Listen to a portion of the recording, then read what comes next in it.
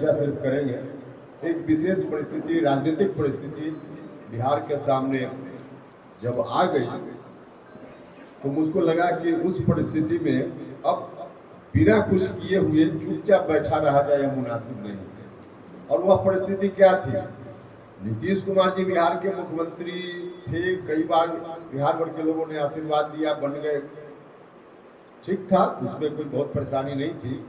लेकिन स्वयं नीतीश जी ने कई बार कहा कि अब हमको आगे नहीं रहना है और आगे मेरे बाद हम इस बिहार को उसी परिवार में सौंप देंगे जिस परिवार ने बिहार को तोड़ दिया था, मरोड़ दिया था, बर्बाद कर दिया था, तंग तबाह कर दिया था। और उसी तंग तबाही के कारण वहां से बिहार को बाहर लाने के मकसद से नीतीश जी को सब लोगों ने मिलकर बिहार सौंपा था। लेकिन नीतीश जी अब अपनी राजनीति के अंतिम क्षण में फिर वही सौंपने की बात जब करने लगे, तब लगा कि अब ऐसी परिस्थिति में तो बिहार में एक तरह से कहिए कि वही पुराना संकट लौट आवेगा जो संकट 2005 के पहले बिहार के लोगों ने देखा ही नहीं, भुगता है। तो उस परिस्थिति में अगर बिहार चला जाए वहां और हम लोग भी चुपचाप बैठे रह जाए तो यह मुनासिब नहीं है। तो उस वक्त हमने अपने साथियों से विमर्श किया। पहले तो हमने प्रयास किया नीतीश जी को ही समझाने का पार्टी के अंदर कि नीतीश जी ऐसा काम मत कीजिए, इससे नुकसान होगा, आपकी पार्टी का नुकसान होगा और अंत में बिहार का भी नुकसान होगा। मैंने बहुत खुलकर उनसे कहा, एकदम साफ साफ 1 to 1 बात हुई। उसमें हमने कहा नीतीश जी से कि देखिए, जो लोग भी आपके समर्थन में बिहार में रहे हैं या आज भी हैं, कौन लोग हैं? वही लोग हैं जो आरजेडी के आतंक पाखंड के खिलाफ आपके साथ खड़े हुए हैं। हमने कहा कि इसमें कोई नहीं रहेगा आपके साथ। यहां तक कि उपचुनाव हुआ था उस समय विधानसभा में 2 जगह, मुजफ्फरपुर के कुरहनी में और पटना के मोकामा में। उसका जो परिणाम आया, उस परिणाम का विश्लेषण करके हमने बताया और उनसे कहा कि देखिए, जितने लोग आपके साथ बिहार में हैं, बाकी लोगों की बात को छोड़ दीजिए, कुर्मी समाज के लोग भी, जिस समाज के लोग आपके साथ आंख बंद करके खड़ा रहते थे, क्यों रहते थे?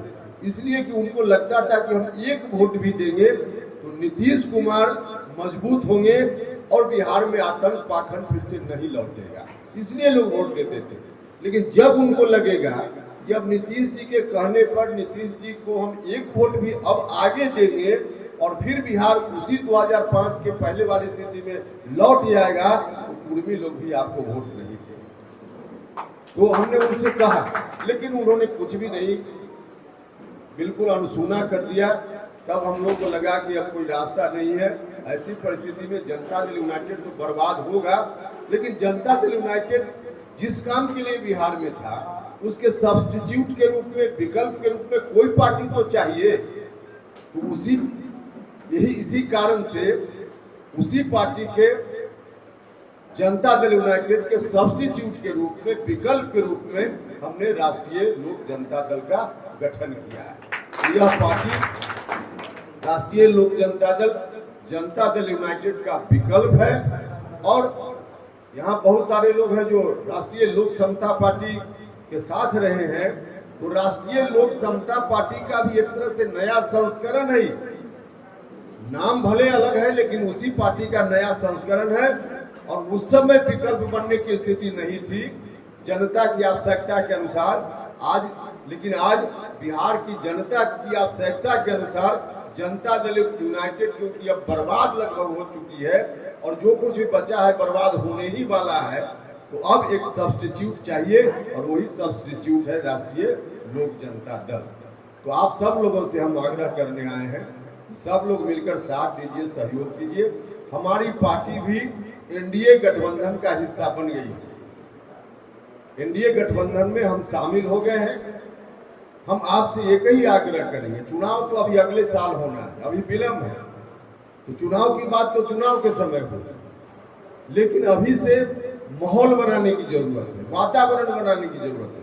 किस बात के लिए माहौल और वातावरण? देखिए, एक बार तमाम जाति धर्म के लोग जो भी यहाँ सुन रहे होंगे, किसी जाति के हो, किसी धर्म के लोग, सब लोगों से मेरा आग्रह, एक बार भारत के प्रधानमंत्री पद की कुर्सी पर उसी आदमी को बैठाना जरूरी है जो आदमी आज भी भारत के प्रधानमंत्री की कुर्सी पर बैठा हुआ है। मतलब नरेंद्र मोदी जी को एक बार फिर से भारत का प्रधानमंत्री बनाना जरूरी है। और यह काम न सिर्फ देश भर के लिए भी जरूरी है, राज्य के लिए जरूरी है, अपने इलाका के लिए जरूरी है, सबके लिए जरूरी है। तो इसी बात के लिए आपसे आग्रह है कि माहौल बनाइए आप सब लोग मिलकर के इस क्षेत्र में, अगल बगल के क्षेत्र में जहां भी जिनका संपर्क हो, सब जगह वातावरण बनाइए, माहौल बनाइए। सभी जात धर्म के लोगों से अपील है ताकि 2024 में फिर से एक बार नरेंद्र मोदी जी भारत के प्रधानमंत्री की कुर्सी पर बैठ पाए। इसी बात का हम आग्रह आप सब लोगों को करेंगे। पार्टी में जो नए साथी आए हैं उनसे भी यही आग्रह है, बाकी जो लोग उपस्थित हैं सबसे आग्रह है। इसी आग्रह के साथ, इस विश्वास के साथ इस मुहिम में, इस अभियान में आप सब लोगों का साथ निश्चित रूप से मिलेगा। आप सभी लोगों का अंत में हम इस बात के लिए विशेष रूप से धन्यवाद करना चाहते हैं